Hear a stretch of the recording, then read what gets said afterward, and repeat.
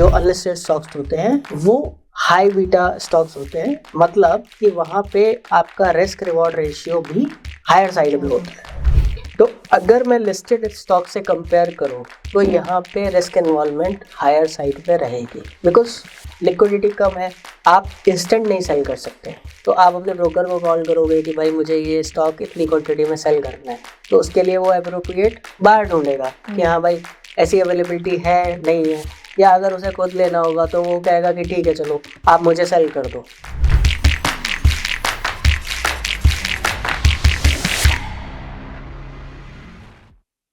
Stock market में हम listed stocks पे तो ट्रेड करते ही हैं। क्या मार्केट में ऐसी भी कंपनीज है या ऐसे भी स्टॉक्स है जो लिस्ट नहीं हुए हैं और उन पे हमें ट्रेड करना है, तो उन पे ट्रेड करने का क्या प्रोसेस है, उनको हम कैसे खरीद सकते हैं, कैसे बेच सकते हैं, आज इसके बारे में हम डिस्कस करेंगे। हाय, आई एम योर बंधु Niharika. Today's topic is unlisted stocks. हमारे साथ है मिस्टर शिवाल रस्तोगी, जिन्हें 23 ईयर्स का एक्सपीरियंस है, जिन्होंने बहुत सारे लोगों की वेल्थ क्रिएशन में हेल्प करी है। Okay, let's start the video. Hello sir. Hello. I have general questions about unlisted stocks. तो आज हमारा पहला क्वेश्चन ये है कि अनलिस्टेड स्टॉक्स है क्या? देखिए, मार्केट कोई भी है उसमें दो पार्ट होते हैं, एक होता है ओवर द एक्सचेंज और एक होता है over the counter. Over the exchange हम देखते हैं जो लिस्टेड स्टॉक्स में काम आता है, जैसे कि स्टॉक मार्केट में ट्रेडिंग हो रही है तो ओवर द एक्सचेंज कौन कौन से काउंटर्स हो गए, NSE हो गया, BSE हो गया इंडिया के लिए, है ना। तो इसी तरीके से ओवर द काउंटर शेयर्स में जो ट्रेडिंग होती है वो अनलिस्टेड स्टॉक्स की कैटेगरी को बिलोंग करते हैं। दूसरे तरीके से अगर समझा जाए तो IPO से पहले अगर कोई स्टॉक ट्रेड कर रहा है तो उसे अनलिस्टेड कैटेगरी में डालते हैं। जैसे कि अभी तक अगर आप देखेंगे कि बोट है शेयर, ठीक है, तो बोट अनलिस्टेड स्टॉक्स की कैटेगरी में फॉल करता है। या फिर अगर HDFC का HDB है जो कि लोन का काम करती है, वो अभी तक लिस्टेड नहीं है मार्केट में, तो वो अनलिस्टेड स्टॉक्स की कैटेगरी में आता है। ऐसे बहुत सारे स्टॉक्स हैं, जैसे कि आपका SBI का AMC है, SBI AMC, और इसके अलावा आपका जैसे मैंने बताया बोट है, ओयो है। ऐसे कई सारे स्टॉक्स अनलिस्टेड में डील करते हैं जहां पे आप खरीद बेच कर सकते हो। इनफैक्ट NSE भी एक अनलिस्टेड स्टॉक्स है, नेशनल स्टॉक एक्सचेंज का शेयर अभी तक लिस्ट नहीं हुआ है इंडिया में, तो ये एक अनलिस्टेड स्टॉक्स की कैटेगरी को बिलोंग करता है और वहाँ पे भी ट्रेडिंग होती है। जैसा मैंने बताया कि ओवर द काउंटर और ओवर द एक्सचेंज, अनलिस्टेड में ओवर द काउंटर ट्रेडिंग होती है और लिस्टेड में ओवर द एक्सचेंज ट्रेडिंग होती है। ओके, तो ये इसी वजह से लिस्टेड से अलग है अनलिस्टेड स्टॉक। ये थोड़ा सा लिस्टेड से अलग है बिकॉज लिस्टेड में बहुत ही फ्रीक्वेंटली ट्रेडिंग होती है, इनमें इतनी फ्रीक्वेंटली ट्रेडिंग नहीं होती है, थोड़ा लिक्विडिटी का भी इशू होता है, बहुत सारे पैरामीटर्स होते हैं जो कि डिफरेंशिएट करते हैं। और कई महीनों में अगर देखा जाए तो जो अनलिस्टेड स्टॉक्स होते हैं वो हाई बीटा स्टॉक्स होते हैं, मतलब कि वहाँ पे आपका रिस्क रिवॉर्ड रेशियो भी हायर साइड में होता है। अनलिस्टेड में लिक्विडिटी का इशू होता है ना।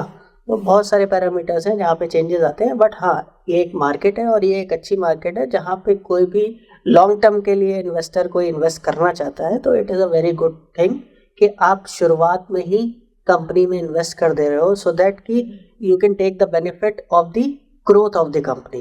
बिकॉज जब कोई कंपनी लिस्ट होती है तो उससे पहले से भी बहुत सारे पैरामीटर्स चेक करती है, उनकी प्रॉफिटेबिलिटीज चेक करती है, उनकी जो बुक्स है उन्होंने बुक्स को अच्छे से मेंटेन किया है कि नहीं किया है, उनकी प्रॉफिटेबिलिटी क्या है, उनके जो ऑपरेटिंग कैश फ्लो है वो क्या है, शेयर होल्डिंग पैटर्न क्या है, बहुत सारे XYZ रीजंस की वजह से कंपनीज को लिस्ट कराने में वो क्वेरीज होती हैं सेबी की, और वो जब पास कर जाते हैं हर पैरामीटर पे तब वो स्टॉक कहीं जाके लिस्ट होता है। उससे पहले क्या होता है, अनलिस्टेड में अगर आपने इन्वेस्ट करके रखा है, ठीक है, जैसा कि आप ओयो की स्टोरी जानते हो कि रितेश अग्रवाल ने बहुत बड़ी कंपनी बना ली अपनी। द थिंग इज कि अगर आप इनिशियल स्टेज पे ओयो में इन्वेस्ट करते हैं तो आपको अच्छा पैसा बन जाता है ना।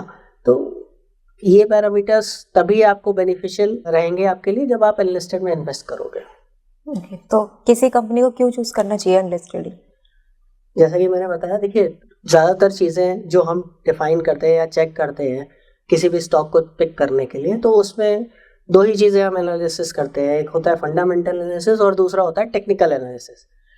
तो टेक्निकल एनालिसिस करने के लिए स्टॉक प्राइस लिस्ट होना चाहिए एक्सचेंज के ऊपर, है ना, वो तो होता नहीं है।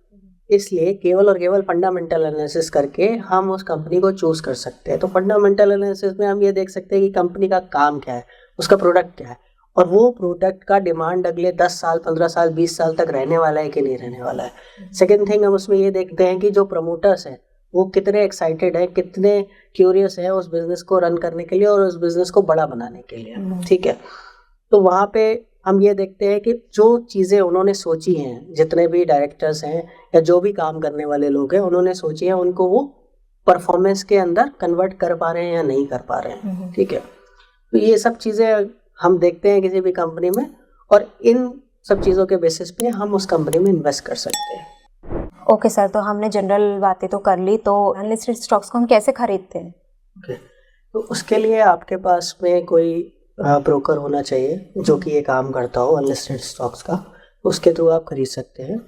खरीदने के लिए क्या होता है कि जैसे कि आप लिस्टेड स्टॉक्स को खरीदते हैं, उसके लिए आपके डीमैट अकाउंट में पैसा चाहिए होता है और आपके डीमैट अकाउंट से आप शेयर को बाय या सेल कर सकते हो, right. But the thing is कि जब आप अनलिस्टेड स्टॉक्स को बाय करना चाहते हो तो आपका ब्रोकर जो आपको एडवाइस दे रहा है अनलिस्टेड स्टॉक्स बाय करने के लिए, वो आपको प्रोसीजर बताएंगे। जनरल अजम्पशंस जो है मार्केट में, अगर मान लीजिए किसी भी ब्रोकर के पास में कोई अनलिस्टेड स्टॉक्स है और कोई भी क्लाइंट बाय करना चाहता है तो वो अपने बैंक अकाउंट से पहले फंड को ट्रांसफ़र करते हैं ब्रोकर के अकाउंट में और ब्रोकर उनको शेयर्स ट्रांसफ़र कर देता है उनके डीमैट अकाउंट में, ठीक है। ये इन जनरल टर्म्स 1-2 दिन का प्रोसीजर होता है। आपने पैसे ट्रांसफ़र करने और शेयर्स आपके डीमैट अकाउंट में आ जाते हैं। लेकिन कुछ कंपनीज ऐसी हैं जिनमें कंप्लायंसेस रहते हैं, तो जैसे कि एनएससी का एग्जांपल अगर मैं आपको बताऊं, कि 3 से 6 महीने का टाइम लगता है आपके शेयर्स आपके डीमैट अकाउंट आने में, क्योंकि वहाँ पे प्रोसीडिंग्स ज़्यादा है। ओके, वो फिलअप करने के बाद ही शेयर्स हमको अलॉट होते हैं और हमारे डीमैट अकाउंट में रिफ्लेक्ट करते हैं। वरना बाकी अगर मैं 70 कंपनीज की बात करूँ तो 1-2 में ऐसे एजम्पशंस आएंगे, बाकी 68 कंपनीज आपको ऐसी ही मिलेंगी कि आज आपने पैसा डाला ब्रोकर के अकाउंट में और ब्रोकर ने आपको कल तक आपको स्टॉक डिलीवर कर दिया। ओके, तो इसको हम सेल कैसे कर सकते हैं? ओके, उसी ब्रोकर के साथ में आपको ये सेलिंग का प्रोसेस भी करना पड़ेगा। सेलिंग के लिए आपको डीमैट से अपने निकालना पड़ेगा उस स्टॉक को, तो डीमैट से ब्रोकर के पास जाएगा, या फिर अगर मान लीजिए कोई बायर है, ठीक है, तो उस बायर को डायरेक्टली चला जाएगा वो शेयर और आपके पास में पैसे आ जाएंगे उसके। ओके, तो होल्ड भी कर सकते हैं? हाँ, बेसिकली देखो ये जो अनलिस्टेड कैटेगरी है, अगर किसी को इन्वेस्ट करना है अनलिस्टेड में तो उसका thought process long term investment का ही होना चाहिए। Okay. आप साल 6 महीने के लिए इन्वेस्टमेंट कर रहे हो तो मत करो उसमें, ठीक है।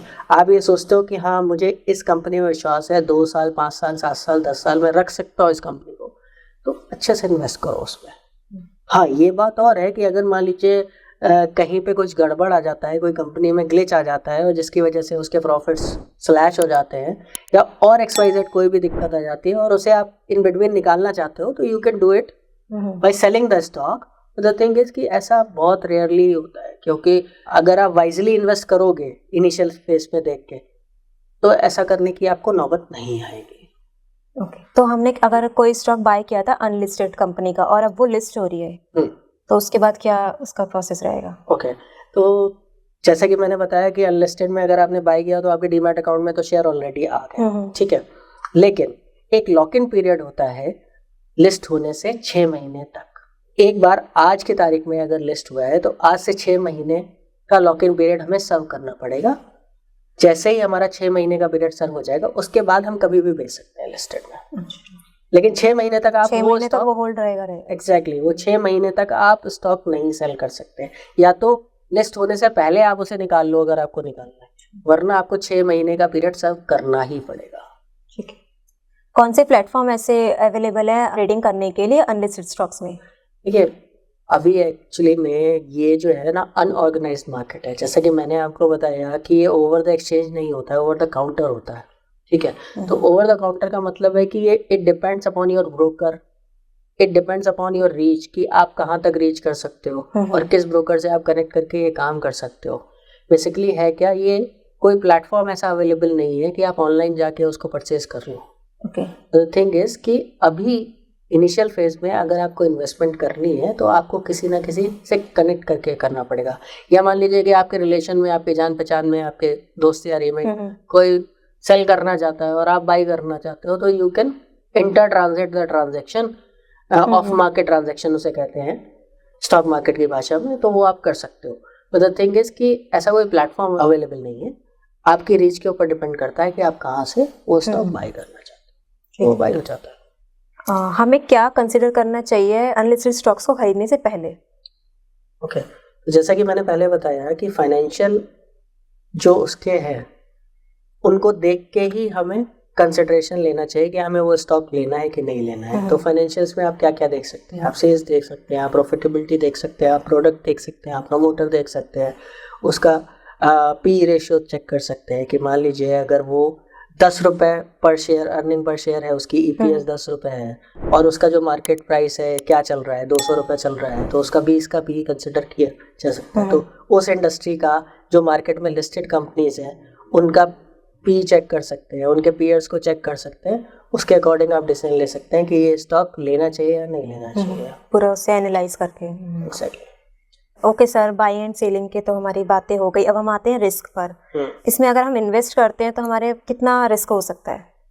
देखिए, किसी भी इक्विटी में रिस्क इन्वॉल्वमेंट तो रहती है और जितना ज़्यादा रिस्क इन्वॉल्वमेंट होगा उतना ही ज़्यादा रिवॉर्ड के चांसेस होते हैं।